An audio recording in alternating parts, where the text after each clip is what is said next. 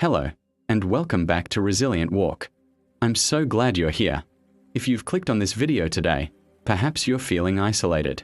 Maybe there's a conversation you keep avoiding, a friendship that feels distant, or a part of yourself you've learned to hide from the people you care about most. You might not be able to name exactly what's keeping you apart from deeper connection, but you sense something invisible standing between you and the intimacy you long for. Before we begin our journey together, if these words resonate with you, I invite you to like this video and join our quiet community by subscribing. And in the comments below, share with us one small way you've opened your heart recently. Sometimes acknowledging our courage is the first step toward more. Now, settle in. Close your eyes if it feels comfortable. Let me tell you about Victoria, a lady who lived in a cozy apartment filled with books and the lingering scent of chamomile tea. Victoria had always been the friend people called when they needed someone to listen. She had soft eyes and a way of holding space that made others feel truly heard. Her kitchen table had witnessed countless late-night conversations, tear-stained confessions, and moments of raw honesty from the people she loved. But when it came to her own heart, Victoria had learned to be careful. So very careful. She would offer gentle advice and warm embraces, always available, always supportive. Yet when the conversation turned to her fears, her dreams, her own tender places, something inside her would quietly retreat.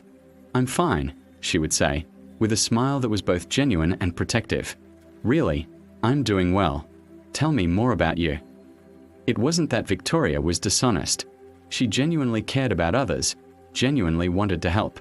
But somewhere along the way, she had learned that being needed felt safer than being known.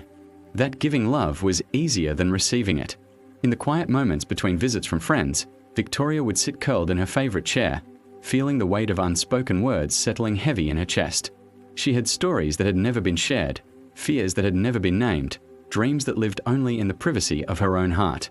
Victoria couldn't see it yet, but she was living behind walls built from kindness itself. Walls that kept her safe from judgment, from disappointment, and from the terrifying vulnerability of being truly seen, but also kept her from the very connection she craved most deeply. The moment of reckoning came on a rainy Thursday evening in November, when her dearest friend Sarah sat across from her at that familiar kitchen table. Sarah had been sharing the story of her recent heartbreak, and Victoria had been doing what she always did, listening with her whole heart, offering tissues and gentle words of comfort. But then Sarah paused, her hands wrapped around her steaming mug, and said something that stopped time. "Victoria, you're the most giving person I know, but sometimes I feel like I don't really know you at all." Victoria's breath caught in her throat. "What do you mean? We talk all the time." "We do," Sarah said softly, "but it's always about me. About my problems, my relationships, my life. I realize I don't even know if you've ever been in love. I don't know what keeps you awake at night, or what makes you laugh until your sides ache, or what you dream about when you think no one is listening." The words hung in the air between them like a bridge Victoria was afraid to cross. She felt exposed, as if Sarah had suddenly turned on bright lights in a room where Victoria had grown comfortable with shadows. Victoria started, then stopped. She could feel the familiar walls rising, the instinct to deflect, to ask another question about Sarah's heartbreak, to make tea, to do anything except step into the vulnerable space of being known. But that night, after Sarah left, Victoria sat alone in her quiet apartment, surrounded by the echoes of conversations that had never been. She realized that in her effort to be the perfect friend, always available, never needy, never complicated, she had made herself invisible. She had built walls out of her own generosity, believing that love meant disappearing so others could shine. But sitting there in the gentle lamplight, Victoria understood that she had cheated not only herself but also the people she loved. She had denied them the gift of knowing her, of caring for her, of loving her completely. The next morning, Victoria did something unusual. Instead of immediately texting Sarah to check how she was feeling, Victoria sat with her own discomfort. She made her chamomile tea and opened the journal she had been writing in for years, pages and pages of her private thoughts that no one had ever seen. She read her own words as if meeting a stranger. Her fears about never being enough, her secret dreams of traveling to places where lavender grew wild, her childhood memory of feeling invisible at her own birthday party, her complicated relationship with her mother, her quiet longing for a love that would see all of her, the bright parts and the shadowed places alike. Victoria realized that somewhere in her past, she had learned a dangerous equation, that being loved meant being useful, that connection required her to be small so others could be big, that vulnerability was a luxury she couldn't afford if she wanted to keep people close. She thought about all the times friends had tried to ask about her life, and how skillfully she had turned the conversation back to them. How she had taught the people she loved that she didn't need care, didn't have needs, didn't require the same tender attention she so freely gave. But sitting there with her journal open, Victoria understood something profound. Authentic intimacy wasn't about being perfect or low maintenance or endlessly giving. It was about being real.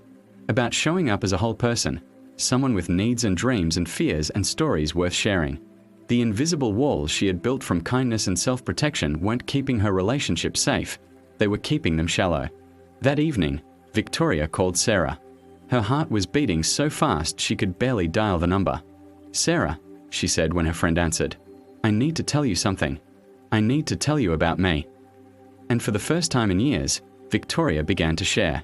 About her fear of being too much, about the dream she kept secret, about how lonely she felt even surrounded by people who love her, about how scared she was of needing anyone, of asking for anything, of taking up space in someone else's life. Sarah listened the way Victoria had always listened to others, with her whole heart. And when Victoria finished speaking, Sarah said, "Thank you. Thank you for letting me see you. I've been waiting so long to really know you." Victoria's friendships began to change, slowly and gently, like flowers opening to morning light. Not all at once, and not without moments of discomfort as she learned to inhabit new ways of being in relationship. She still listened with the same generous heart, but now she also shared. She asked for help when she needed it. She admitted when she was struggling. She let people see her cry, let them bring her soup when she was sick, let them celebrate her small victories and hold space for her fears. The walls didn't disappear overnight. They rarely do. But Victoria learned to recognize when she was hiding behind her helpfulness, when she was using her generosity as a shield.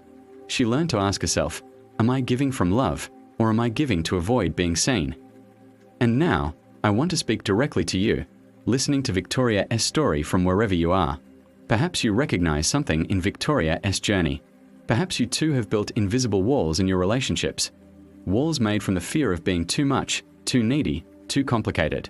Walls constructed from the belief that love must be earned through perfection, through usefulness, through making yourself smaller so others can be bigger. These walls might look like they are always being the listener but never the one who speaks. The friend who gives advice but never asks for it. The partner who anticipates every need but never expresses their own. The family members who keep the peace by keeping themselves invisible. Maybe you've learned to hide your struggles so others won't worry. Maybe you've convinced yourself that your needs don't matter as much as everyone else's. Maybe you've become so good at being what others need that you've forgotten how to be who you are. But here's what Victoria discovered, and what I want to offer you. Love doesn't require you to disappear. True intimacy isn't possible when only one person is fully present. The people who truly care for you don't need you to be perfect. They need you to be real. The invisible walls you've built to protect yourself from rejection can become doorways to deeper connection. The vulnerability that feels so frightening can become the very thing that allows others to love you completely. What would it feel like to let someone see you, really see you? What truth have you been too afraid to share? What need have you been too proud to express?